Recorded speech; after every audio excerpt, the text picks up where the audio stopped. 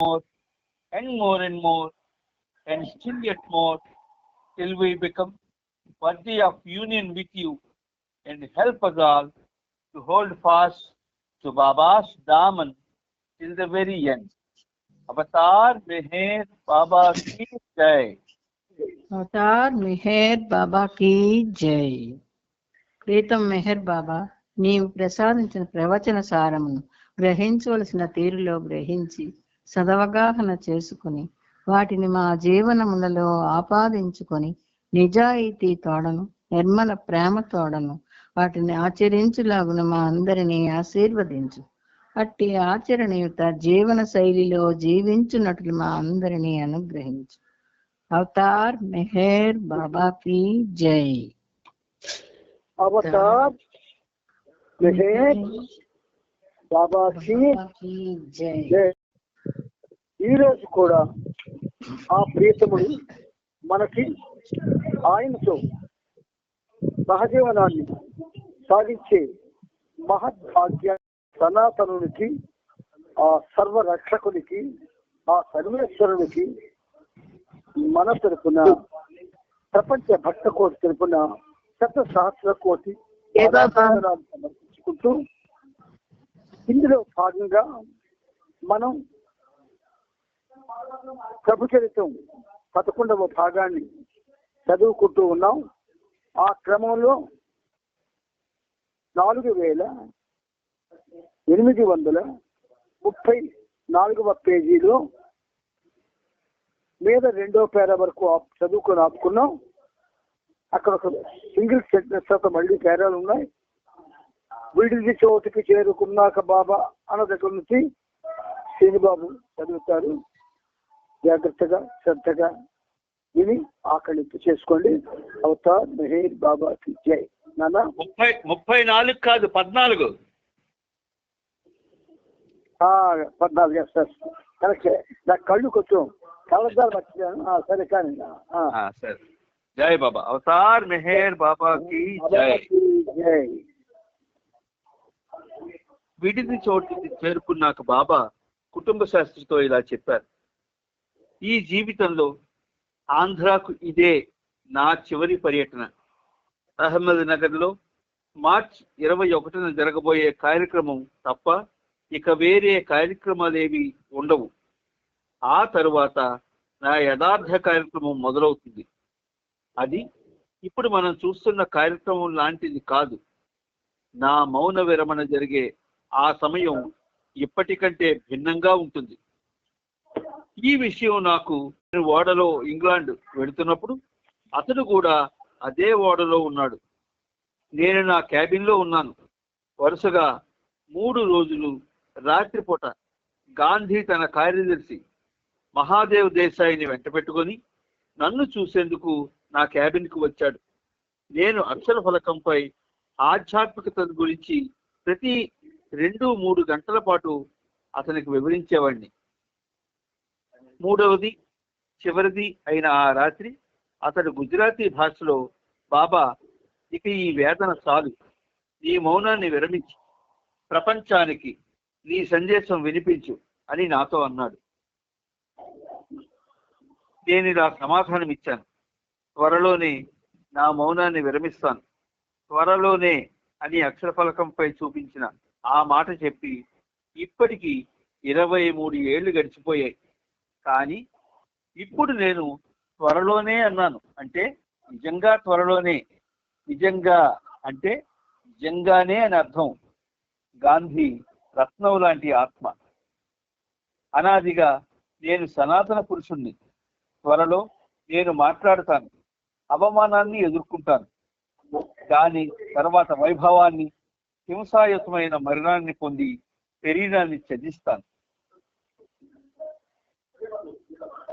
విషయాన్ని మరలిస్తూ బాబా ఇలా కొనసాగించారు. మార్చి 1వ తేదీ రాత్రి మండల వాళ్ళు, ఆంధ్ర ప్రేమికులు, భక్తులు, కార్యకర్తలు అందరూ జాగరణ చేస్తే ఎంత బాగుండు. మార్చి 2వ తేదీ జరగవలసిన కార్యకర్తల సమావేశం అప్పుడు జరుగుతుంది. ఖవాలీ ప్రోగ్రాం కానీ ఏర్పాటు చేయడం సాధ్యపడితే నేను కూడా 1వ తేదీ రాత్రి మెలకుగా ఉండేందుకు నాకు ఎలాంటి అభ్యంతరమూ లేదు. లేని పక్షంలో మూసి ఉన్న గదిలో నేను నా సొంత కవాలిని వింటాను అంటే బాబా ఒంటరిగా ఏకాంతంలో కూర్చుంటారని దీని అర్థం. అదే సమయంలో బాబాకు మండలికి ఆతిథ్యం ఇచ్చిన కళా వెంకట్రావు బాబాను తదేకంగా చూస్తున్నాడు. బాబా అక్షర ఫలకంపై చూపిస్తూ, ఒక్కొక్కప్పుడు ఇతరులకు నా అవతార కార్యం బాగా అర్థం కావాలని నేను సరదాగా మాట్లాడతాను, కానీ నిన్ను నిజంగా ఇష్టపడుతున్నానని నీతో అనడం మాత్రం హాస్యానికి అన్నది కాదు, నేను ఆనందంగా ఉన్నాను అని సూచించారు. కళా వెంకట్రావు తన కుటుంబ సభ్యుల్ని, బంధువులను బాబాకు పరిచయం చేశాడు. బాబా వాళ్ళని చూసి సంతృప్తి వ్యక్తపరిచారు. ఆంధ్ర పర్యటన పొడవున చివరి వరకు ఫ్రాన్సిస్ బ్రాబాజాన్ మండల సభ్యులతో పాటే ఉన్నాడు. బ్రాబాజాన్ పాశ్చాత్యులైన కారణంతో ఒక్కొక్కసారి వెళ్ళిన చోట స్థానికులు ప్రత్యేకంగా ఆతిథ్యం ఇచ్చారు. ప్రత్యేకమైన భోజన పదార్థాలని ఏర్పాటు చేసేవారు, కానీ ఫ్రాన్సిస్ వాటిని స్వీకరించేవాడు కాదు. మండలతో కలిసి ఉండడంతోనే తృప్తిపడి వాళ్ళేం తింటే తాను అదే తినేవాడు. వాస్తవానికి ఇది అతనికి ప్రాథమికంగా ఇవ్వబడిన శిక్షణ, అంటే ఇనీషియల్ ట్రైనింగ్ మాత్రమే. 5 ఏళ్ల తర్వాత బాబాతో శాశ్వతంగా ఉండేందుకు, అంటే 1969 వరకు తిరిగి బ్రాబాజాన్ ఇండియా తిరిగి రావాల్సి ఉంది. బ్యాంకు భవనంలో బాబా ఆ రోజు రాత్రి విశ్రాంతి తీసుకున్నారు. మండలి వాళ్లను కొల్లూరు వారి సత్రానికి తీసుకుని వెళ్ళగా అక్కడ వారు విశ్రాంతి తీసుకున్నారు. మర్నాడు మార్చి 1వ తేదీ ఉదయం 7 గంటలకు కార్యకర్తల సమావేశం గురించి కేడీఆర్ఎం ఆంధ్ర ప్రేమికులు మండలి సభ్యులతో చర్చిస్తూ, బాబా ఈ రోజు రాత్రి ఎలాగూ అందరూ పూర్తి మెలకుగా ఉంటారు కనుక కార్యకర్తల సమావేశాన్ని ఈ రాత్రి ఏర్పాటు చేయడమే మంచిది అన్నారు. ఈ రోజు రాత్రే సమావేశానికి కావాల్సిన ఏర్పాటు చేయగలవా అని బాబా కుటుంబ శాస్త్రిని పిలిచి అడిగి ఇలా చెప్పారు. నాకు పని కావాలి, పని 100% నిజాయితీతో జరిగి తీరాలి, లేని పక్షంలో ఆపివేయాలి. నేనొక్కడినే ఒంటరిగా అంతా చేసుకోగలన్న విషయం గుర్తుంచుకోండి. సాధ్యమైనంత వరకు ముఖ్యమైన కార్యకర్తలు మరియు ముఖ్యం కాని కార్యకర్తలు అందరూ కూడా ఆ సమావేశానికి తప్పక హాజరు కావాలి. ఈ ప్రజా దర్శనాలు కార్యక్రమాలు కేవలం నామమాత్రంగా జరగడం నాకు అక్కర్లేదు. నా పని ఎలా చేయాలనే విషయంలో ప్రతి అంశాన్ని కూలంకషంగా చర్చించి వివరిస్తాను. కార్యకర్తలు చిన్న విషయం, బాబా ఒక మాట వాడారు, ముఖ్యమైన కార్యకర్తలు, ముఖ్యం కాని కార్యకర్తలు అనే మాట బాబా అప్పుడు వాడారు. అయితే ముఖ్యమైన కార్యకర్తలు ఎవరు, ముఖ్యం కాని కార్యకర్తలు అంటే ముఖ్యమైన కార్యకర్తలు మండలి వాళ్ళు, ముఖ్యం కాని కార్యకర్తలు మిగతా అందరూ కూడా అని మనం ఇక్కడ అన్వయం చేసుకోవాలి. నాన్న ముందుకెళ్ళి, కార్యకర్తలు నన్ను ప్రేమిస్తూనే ఉన్నా వారు కనుక 100% నిజాయితీతో నా పని చేయకపోతే వాళ్ళు నాకు ఎంత మాత్రం అవసరం లేదు. అది బాబా మరొకసారి చెబుతూ, సాధ్యమైతే సమావేశాన్ని ఈ రోజు రాత్రికే ఏర్పాటు చేయండి, లేకపోతే రేపు ఉదయమైనా సరే.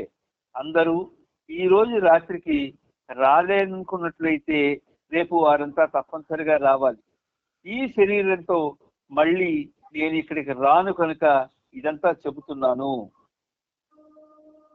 హమీర్పూర్ లో కూడా కార్యకర్తలతో చర్చించాను. ఆంధ్రాను నేను ప్రేమిస్తున్నాను కనుక మిమ్మల్ని కూడా ఈ విషయంలో హెచ్చరిస్తున్నాను. నేను ఆంధ్రాను ఎందుకు ప్రేమిస్తున్నది మీకు అర్థం కాదు, కానీ నిజాయితీతో చేసిన పనే నిజమైన పని అవుతుంది. అలా కానప్పుడు అసలు పనే చెయ్యొద్దు. అనాది నుండి నేనొక్కడినే నిరంతరం నా పని చేసుకుంటున్నాను అని మరి చెప్పి ముగించారు. ఆ రోజు రాత్రి సమావేశానికి కావాల్సిన ఏర్పాట్లు చూసుకుంటామని, సంబంధిత కార్యకర్తలందరికీ టెలిగ్రాముల ద్వారా తెలియజేస్తామని కేడీఆర్ఎం బాబాకు హామీ ఇచ్చారు. డిప్యూటీ కలెక్టర్ ఎస్ పాములు అక్కడ ఉన్నాడు. అతన్ని చూసి బాబా, నా కోసం హృదయపూర్వకంగా పనిచేయి, నా ప్రేమ గురించి ప్రజలకు చెప్పు, ప్రజల కోసం నీవు పనిచేసినట్లయితే నా కోసం పనిచేసినట్లే అని సలహా ఇచ్చారు. పాములు, కళా వెంకట్రావు, ఇతర ప్రేమికుల ఇళ్లకు బాబా వెళ్ళారు. అలాగే ముందుగా చెప్పకుండా అన్న మాట ఉంది. మరి ఒక ఒక కఠినమైనటువంటి ఒక విషయం చెప్పబడుతూ ఉన్నప్పుడు ఖచ్చితంగా మాట్లాడడం కానీ లేదా కునుకుపాటు పడడం కానీ జరుగుతుంది. ఈ ఫనాబకా స్టేట్లు సూఫియిజం లో యాక్చువల్గా బాబా ఈవోరెంట్ చేసినవి. అందుచేత ఇది మనకి ఒక విధంగా బాబా చెప్పారు, మనం అది వినాలి, తప్పదు. కానీ ఇవి సాధారణంగా ఎవ్వరికి కూడా ఒక విధంగా అందవు. అందుచేత మనం ముందుకెళ్దాం. ఎవరు మాట్లాడుకుంటున్నారో మాట్లాడుకోలేము. ఎవరో టీవీ పెట్టారు, టీవీ పెట్టిన ఆ సౌండ్స్ బాగా డిస్టర్బ్ చేస్తున్నాయి. పెద్ద సౌండ్ పెట్టి వింటున్నారు, ఎవరో ఎక్కడో దగ్గరలో ఎవరో పెట్టుకుని వింటున్నారు. చాలా డిస్టర్బెన్స్ గా ఉంది అసలు.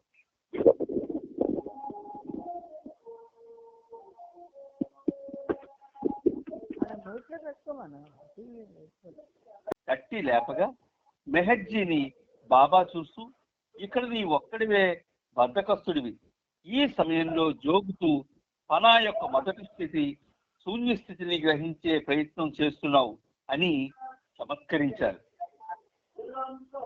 ప్రవచనం ముగిసిందో లేదో కేడీఆర్ఎం సభ్యులైన కుటుంబ శాస్త్రి, గణపతిరావు, రంగారావు, మల్లికార్జున్ కార్యకర్తలకు టెలిగ్రాములు పంపించి తిరిగి వస్తున్న జీపుకు రాజోలకి కొత్తపేటకు మధ్య యాక్సిడెంట్ అయిందన్న వార్త తెలిసింది. ఏదైతేనేమి యాక్సిడెంట్ వార్త విన్నవారు ఎక్కువసేపు ఆదుర్దా పడకుండా తొందరగానే జీపు తిరిగి వచ్చింది. వారి జీపు కొత్తపేట వైపు వస్తుండగా ప్రమాదం జరిగింది. సైకిల్పై ఒక మనిషి రోడ్డు మీద వ్యతిరేక దిశలో రావడంతో యాక్సిడెంట్ జరిగిందని చెప్పారు. ఆ వ్యక్తి ఢీ కొట్టకుండా తప్పించే ప్రయత్నంలో జీపు ఇంకో ప్రక్కకు వేగంగా తిరిగింది. అలా చేయడంలో డ్రైవర్ స్టీరింగ్ ను అదుపు చేయలేకపోవడంతో జీపు ప్రక్కనే రోడ్డుకి దగ్గరలో ఉన్న గోతులో పడిపోయింది. జీపు ప్రక్కకు ఒరిగిపోవడంతో లోపల ఉన్న వారంతా దూరంగా విసిరివేయబడ్డారు. గణపతిరావుకు చిన్న గాయాలయ్యాయి. చేతికి బ్యాండేజీ కట్టారు. మిగతా వాళ్ళకి మాత్రం అక్కడక్కడ గీరుకుపోయాయి. అక్కడ అడ్డంగా ఉన్న ఒక గోడ జీపు ఇంకా ముందుకు వెళ్లకుండా ఆపింది. లేకపోతే అది తలక్రిందులై లోనున్న వారిలో ఎవరో ఒకరు చనిపోయి ఉండేవారు. సరిగ్గా 2 రోజుల క్రితం బాబా కారు కాలువలోకి వెళ్లి పడకుండా ఆగిన స్థలంలోనే ఈ జీపు ప్రమాదానికి గురైంది.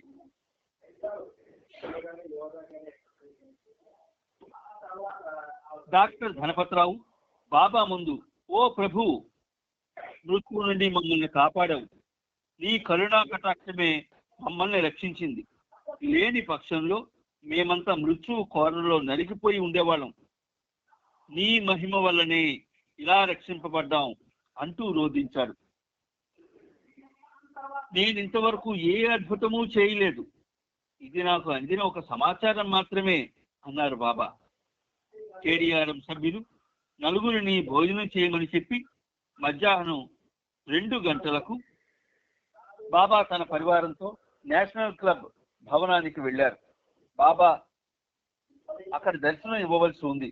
మెహర్ సెంటర్ కార్యదర్శి బాబాను ఆహ్వానించిన పిదప బాబా కొంచెం సేపు నేలపై కూర్చున్నారు. ఆ తర్వాత విజయవాడలో ఇచ్చిన సందేశాలని మండలి వారు ప్రజలకు తిరిగి వినిపించారు. పదార్థ విజ్ఞాన శాస్త్రం, ద మెటీరియల్ సైన్స్, మరియు ఆధ్యాత్మిక శాస్త్రం, స్పిరిచువల్ సైన్స్ అన్న శీర్షికతో ఒక సందేశాన్ని రంజు చదివి వినిపించాడు. ఆ సందేశం యొక్క అనువాదాన్ని జగన్నాథం పంతులు తెలుగులో చదివి వినిపించాడు. బాబా 2 గంటల పాటు వచ్చిన వారందరికీ సుమారు 4,000 మందికి ప్రసాదం పంచారు. సాయంత్రం 4 గంటల సమయంలో ప్రసాదం ఇవ్వడం ఆపి బాబా బయట ఉన్న మామిడి చెట్టు వద్దకు నడుచుకుంటూ వెళ్లి ఆ చెట్టు కింద కూర్చున్నారు. అక్కడ కొన్ని నిమిషాలు కూర్చొని రాజమండ్రి వెళ్లేందుకు బయలుదేరారు. సాయంత్రం 6 గంటలకు రాజమండ్రి చేరుకున్నారు. అక్కడ కార్యకర్తల సమావేశం జరిగింది. 1954 మార్చి 1వ తేదీ రాత్రి 9 గంటల సమయంలో రాజమండ్రిలోని గురుకుల్ హాల్లో సమావేశం ప్రారంభమైంది. మీటింగు ప్రారంభమైన తరువాత చాలా మంది మండలి సభ్యులు, ఆంధ్ర కార్యకర్తలు హాలులోకి వచ్చారు. ఇది చాలా ముఖ్యమైన సమావేశం. అవతారుడి వరకు చేసే పని, నిజమైన పని యొక్క విశేషాలు, ఆ పని యొక్క అర్థాన్ని గురించి కార్యకర్తలకు అవగాహన కలిగించేందుకు మెహర్ బాబా ఇచ్చే వివరణలు, ఇవన్నీ ఆధ్యాత్మిక మార్గంలోని సాధకులు ఒక దీపస్తంభంలా మార్గదర్శకంగా నిలుస్తాయి. కునికిపాట్లు పడకుండా మెలకువగా ఉండేందుకు ప్రతి ఒక్కరికి బాబా మొదట కప్పు కాఫీ ఇచ్చారు. దాని తర్వాత దర్శన కార్యక్రమాలకు ఉన్న విశిష్టతను గురించి వివరిస్తూ ఇలా చెప్పారు.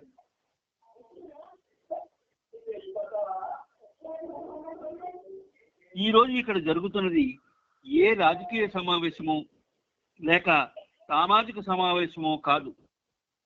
దివ్య ప్రయోజనం అంటే డివైన్ కాజ్ కోసం జరిగే సమావేశం ఇది. ఈనాటి సమావేశం నా గత అవతారములలో నేను నిర్వహించిన సమావేశాలని గుర్తు చేస్తోంది. చరిత్ర పునరావృతమవుతుంది అనే నానుడి ఆధ్యాత్మిక విషయంలో కంటే ఎక్కువగా మరెందులోనూ వాస్తవం కాలేదు. గత కాలాల్లో పరిస్థితులు భిన్నంగా ఉండేవి.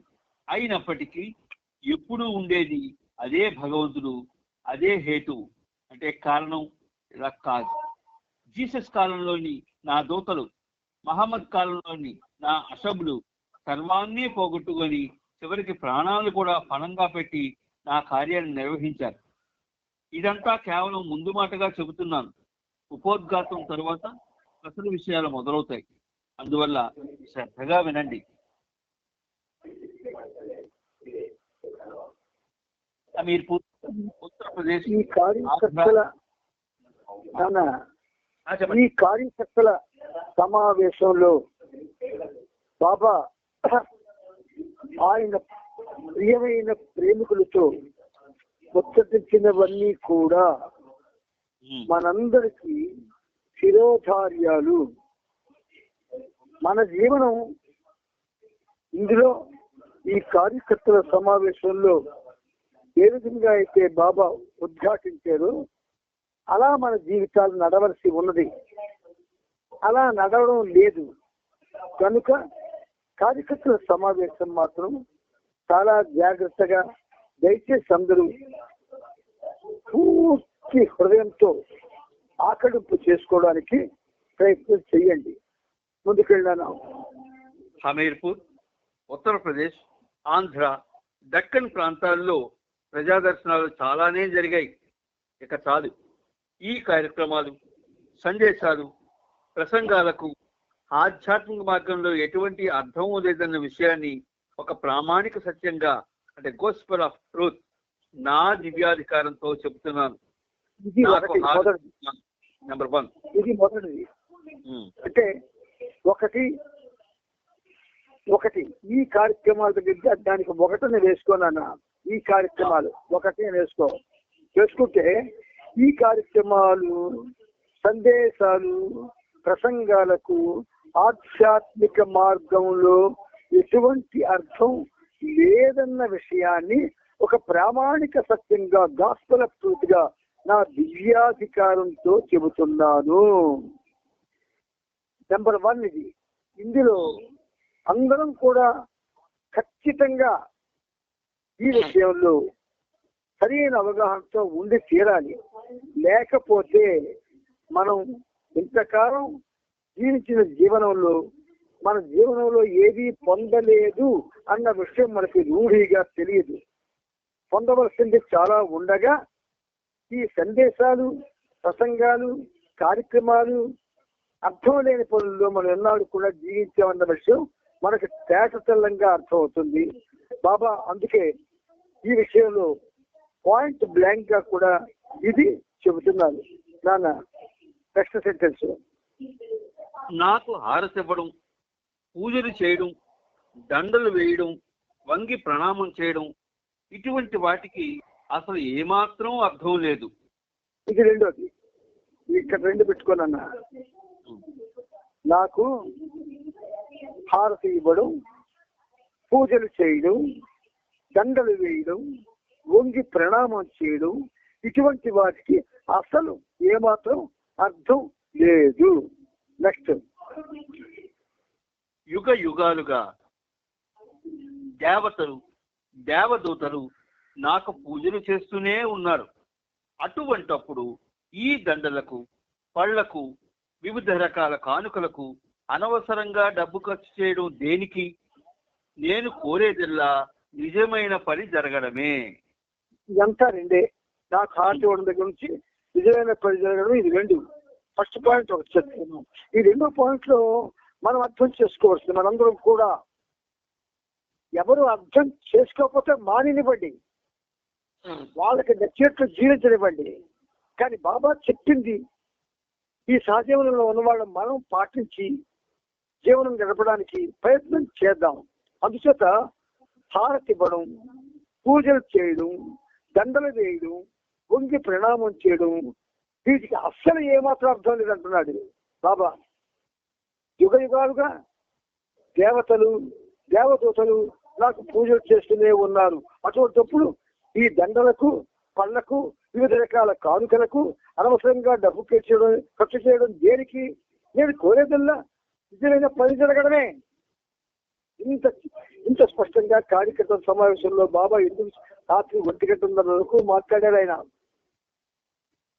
మనం నిజంగా బాబాను ప్రేమిస్తే, బాబా ప్రేమికులమే అయితే, మనది నటన కాకపోతే ఈ కార్యకర్తల సమావేశంలో చెప్పినవన్నీ కూడా మనం శిరోధారి చేసి ఇప్పటి నుంచైనా, ఇంతవరకు గడిచిపోయిన జీవనం విడిచిపెట్టండి, ఇప్పటి నుంచైనా ఆ కార్యకర్తల సమావేశంలో బాబా యొక్క ఏ శాసనాలు అయితే ఇవన్నీ శాసనాలు, ఈ శాసనాల్ని మనం పాటించకపోతే హాయిగా మనం బాబా ప్రేమికులు చెప్పడం మానుకుందాం. నాన్న ముందుకెళ్ళు. తర్వాత అద్భుతాలకు సంబంధించి అడిగిన ప్రశ్నకు సమాధానంగా అద్భుతాలకు సంబంధించి అడిగిన ప్రశ్నకు సమాధానంగా బాబా ఇలా చెప్పారు. ప్రాక్ పశ్చిమ దేశాల్లో మొత్తం జరిగే ఈ అద్భుతాలను బాబాకు వర్తింపజేస్తున్నారు. జీపు ప్రమాదాన్ని ప్రస్తావిస్తూ బాబా రంగారావుకు ఇలా విశదపరిచారు. మిమ్మల్ని అందరినీ రక్షించింది నేను కాదు, ఈ సమావేశం మిమ్మల్ని కాపాడింది. నేను చెప్పదలుచుకున్నది ఏమిటి అంటే, ఈ అద్భుతాలు నా మూలంగా జరిగాయని చెబుతూ ప్రజలు నన్ను సర్వోన్నత స్థాయికి దిగజార్చి చౌకబారుగా తయారు చేస్తున్నారు. కానీ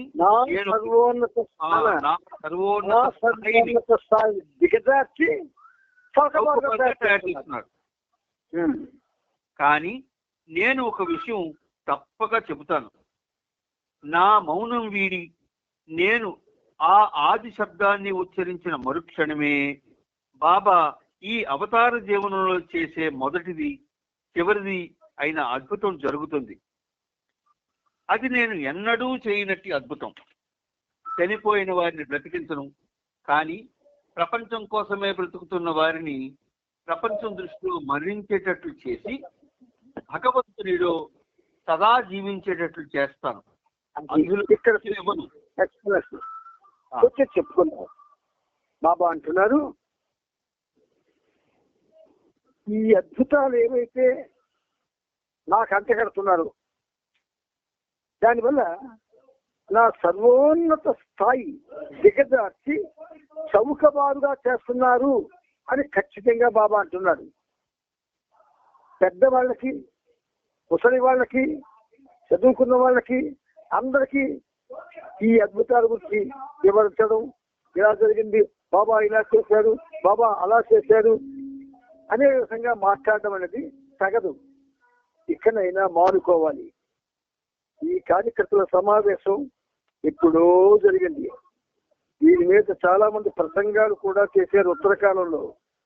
కానీ ఆ ప్రసంగాలు కేవలం మేము రాజమండ్రి గురుకుల భవనంలో జరిగినటువంటి ఆ కార్యకర్తల సమావేశం మేము కంటదా పెట్టిస్తాం, మా మనసులో ఉందని సాటి చెప్పుకోవడానికి చేశారు తప్ప ఆంధ్రులందరూ కూడా ఆంధ్రులకు కానీ అది పాశ్చాత్యాలను విడిచిపెట్టండి, ఆంధ్రుల్లో ఏ విధంగా కూడా ఒక చేంజ్ వచ్చినట్టు ఎవరు చేయలేకపోయాడు.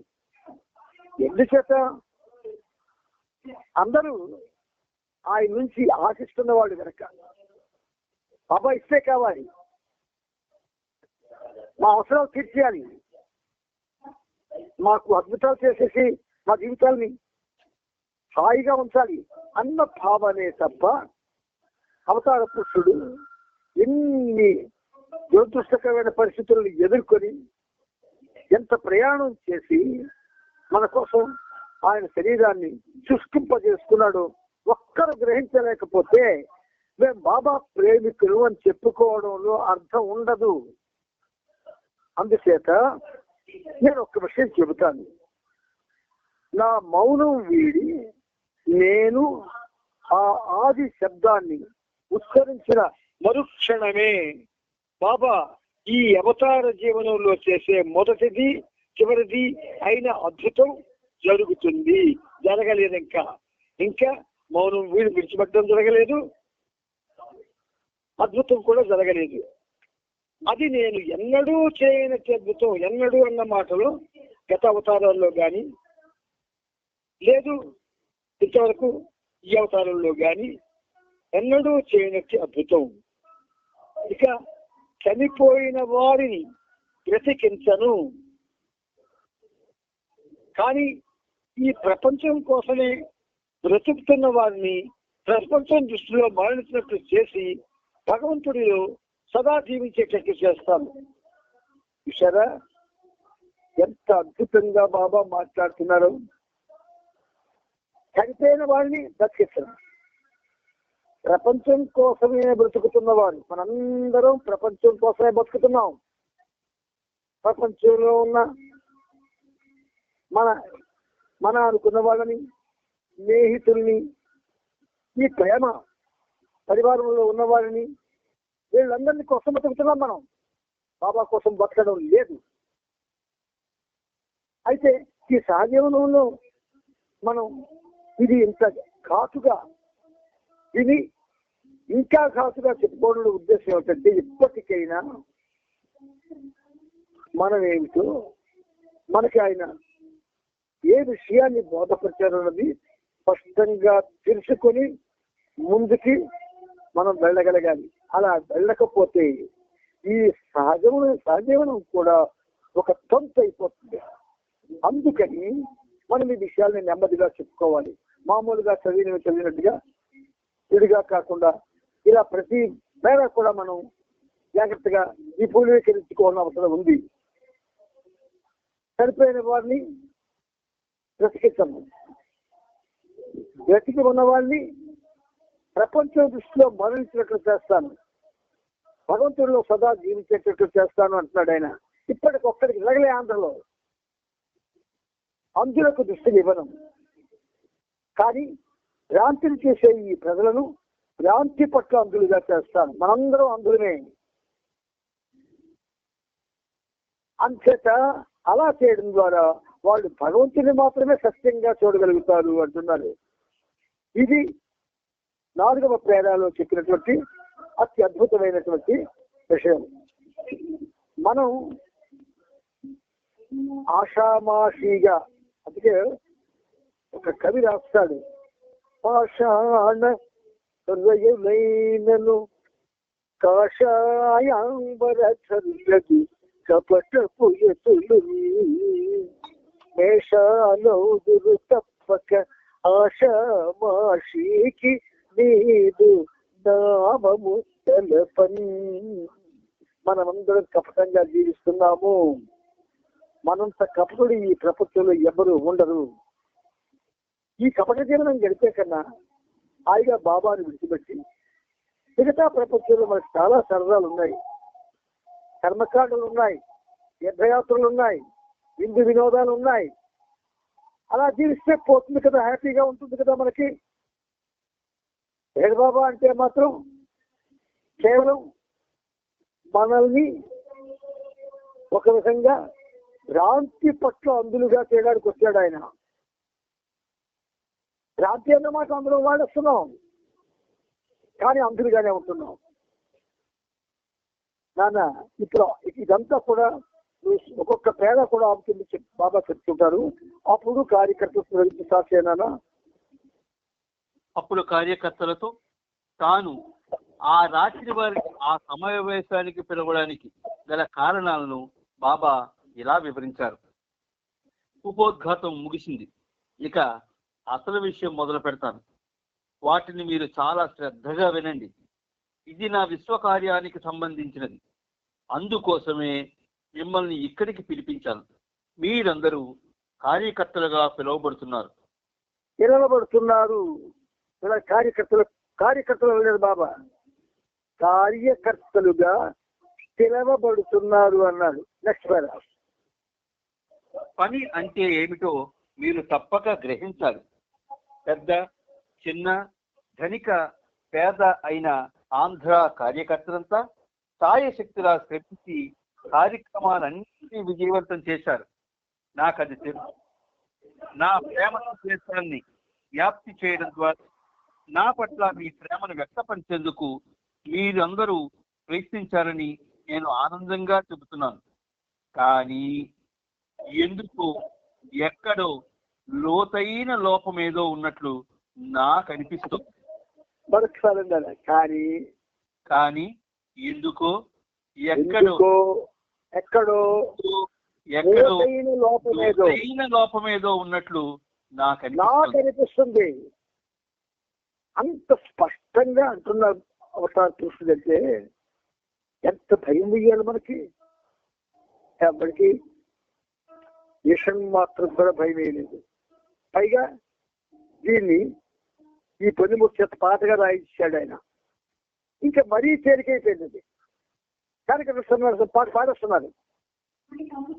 అంతేగాని ఆ సమావేశం ఆయన రాజమండ్రి గురుకుల భవనంలో జరిపి ఎందుకు దాన్ని గీతంగా వ్రాయించారో కూడా ఎవ్వరూ తెలుసుకోలేకపోతున్నారు.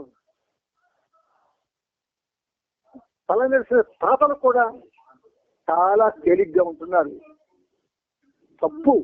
చాలా తప్పు మనం చేస్తున్నాం. దీనికి మనం ఖచ్చితంగా ఇబ్బంది పడే పరిస్థితి వస్తుంది. అందుచేత ఇప్పుడు బాబా ఏం చేశారు, ఇక్కడ లోతైనటువంటి లోపం ఏదో ఉన్నట్లు ఆయనకి అనిపిస్తుంది అంటుంటే మనం కొంచెం దాన్ని వెతుక్కోవద్దండి, కొంచెం దాన్ని గ్రహించడానికి ప్రయత్నించవద్దండి. లాకెట్లు పెట్టుకొని, బిళ్ళలు పెట్టుకొని మెహరాబాద్ వెళ్ళిపోయి అక్కడున్న వాళ్ళతో శిక్షాసింగ్ చేసేసి స్టేజ్కి పాటలు పాడిస్తే what is the use of it? Then you are ignoring the words of Avatar of this age. ఈ యుగానికి అవతార పురుషుడు చెప్పినటువంటి అతి ఉన్నతమైనటువంటి విషయాలను నువ్వు పక్కన పడేసి మిగతావన్నీ ఎన్ని చేసి ఎందుకు నీ జీవితం లేదు? ఈ నీతో పాటు పాల్పంచుకున్న ఈ పనిముట్టు జీవితం ఎందుకు? అందుచేత మళ్ళీ చెప్తున్నాను, కానీ ఎందుకో ఎక్కడో లోతైన లోపం ఏదో ఉన్నట్లు నాకు అనిపిస్తుంది. చదువునా నాకు మళ్ళీ రాజకీయ,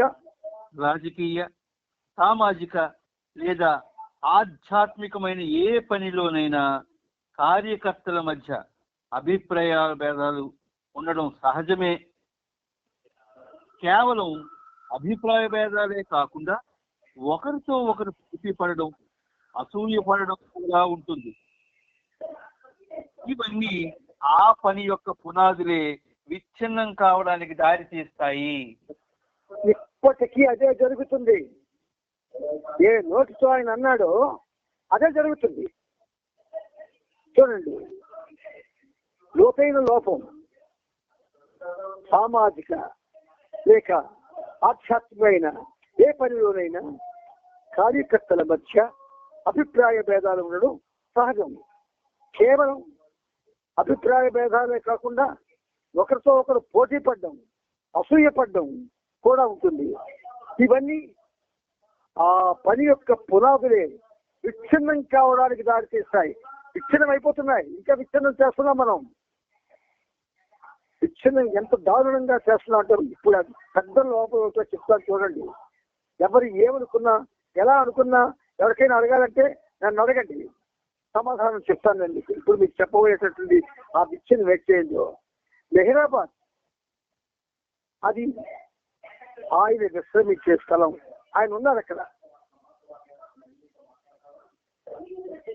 అక్కడ ఇప్పుడు ఏం చేసాం మనం?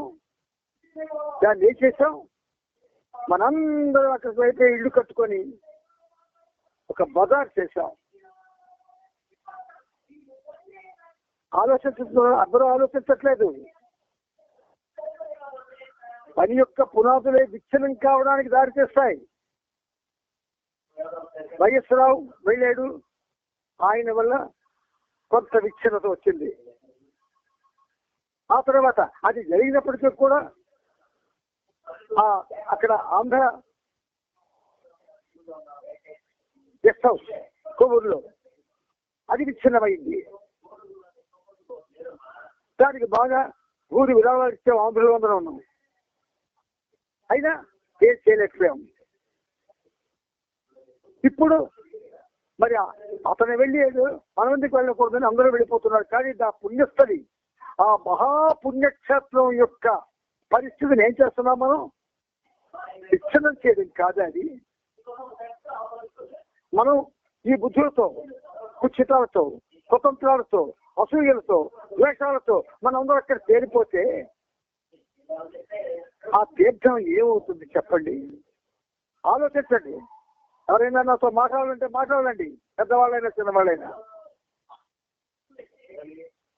తిరుపతి అంటే మహాపుణ్యక్షేత్రాలు ఉన్నాయి అక్కడ. అందుకే బాబా ఏం చేశాడు? పుణ్యక్షేత్రాలని కొండ మీద పెట్టుకున్నాడు.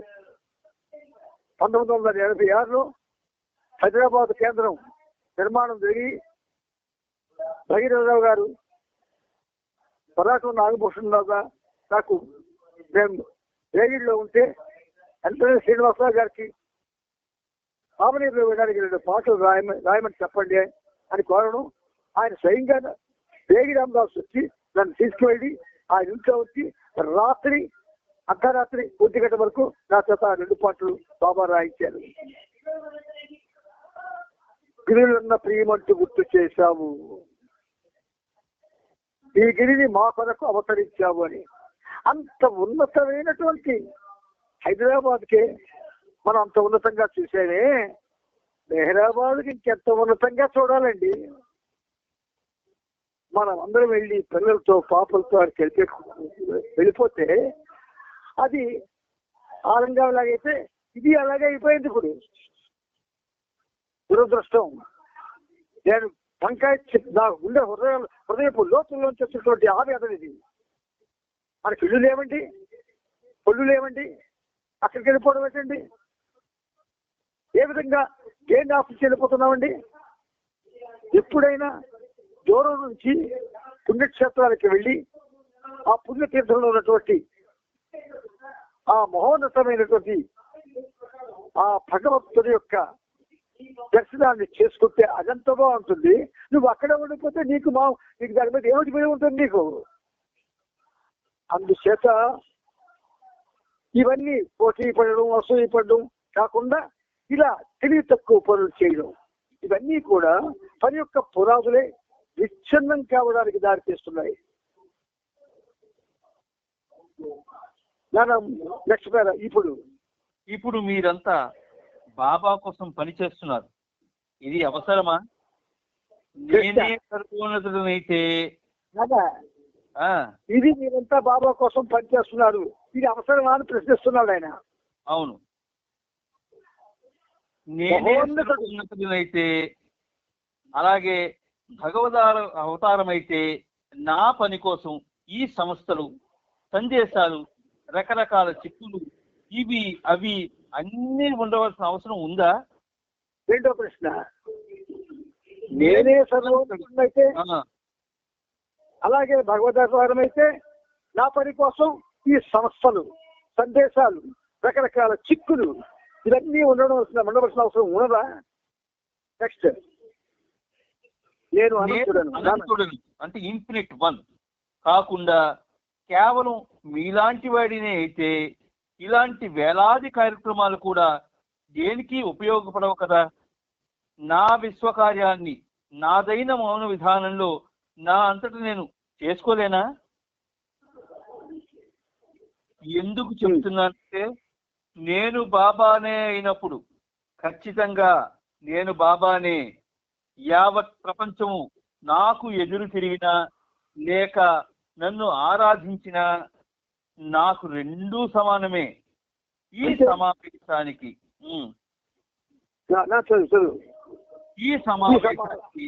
నా కార్యకర్తను పిలవడంలోని ఒకే ఒక్క కారణం నా దివ్య ప్రణాళిక నిర్వహణలో భాగం పంచుకునేలా మిమ్మల్ని చేయడానికే. నా పనిలో పాలు పంచుకునేందుకు మీరు సన్నద్ధులై ఉంటే నా పనిని 100% నిజాయితీతో ఆచరించి తీరాలి. నా ప్రేమ సందేశాన్ని వ్యాప్తి చేసేందుకు మీరు నా కోసం పనిచేసి తీరాలి. ఎంత వ్యాప్తి చేశామండి అంటే ఒక విధంగా బాబా ఎంత స్పష్టంగా మాట్లాడుతున్నారు చూడండి. ఇవన్నీ అంటే నా పని కోసం ఈ సంస్థలు, సందేశాలు, రకరకాల చిక్కులు ఇవన్నీ ఉండవలసిన అవసరం ఉందా? నేను అనంతుడను కాకుండా కేవలం మీలాంటి వాడిని అయితే ఇలాంటి వేలాది కార్యక్రమాలు కూడా దేనికి ఉపయోగపడవు. ఆనాడే సత్యం చేశాడు ఆయన, కానీ మనం ఉపయోగించుకుంటున్నాం.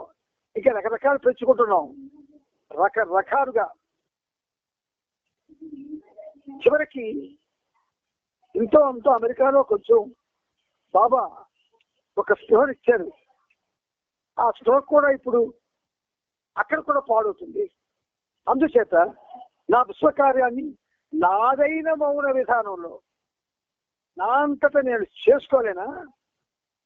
ఎందుకు చెబుతున్నానంటే నేను బాబానే అయినప్పుడు ఖచ్చితంగా నేను బాబానే. యావత్ ప్రపంచం నాకు ఎదురు తిరిగిన లేక ఆరాధించిన నాకు రెండు సమానమే. ఈ సమావేశానికి నా కార్యకర్తలను పిలవడంలోని ఒకే ఒక్క కారణం.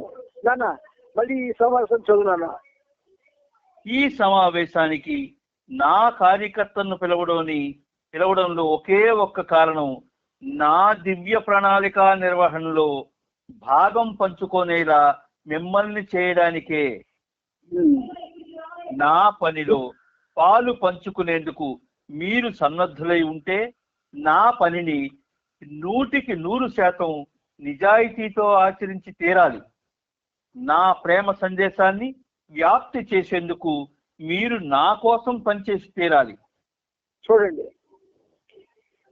మీకు ఈ అన్నయ్య చెప్పినవి ఘాటుగా ఉండొచ్చు, మోతుగా ఉండొచ్చు, నాటుగా ఉండొచ్చు, కానీ సత్యాన్ని వివరింపజేయడంలో ఈ గొంతుకి ఇందులో ఉన్న నాదానికి ఎక్కడా బెదురు కానీ ఏమీ లేదు. మిగతా ఆంధ్ర పుణ్యక్షేత్రాలలో పుట్టపర్తి లాంటి పెద్ద పెద్ద సంస్థల్లో ఏం జరుగుతుంది? అక్కడికి వెళ్ళిపోయి నివాసాలు ఉండకుండా ఇక్కడ నుంచి అక్కడ పేర్లు పంపించి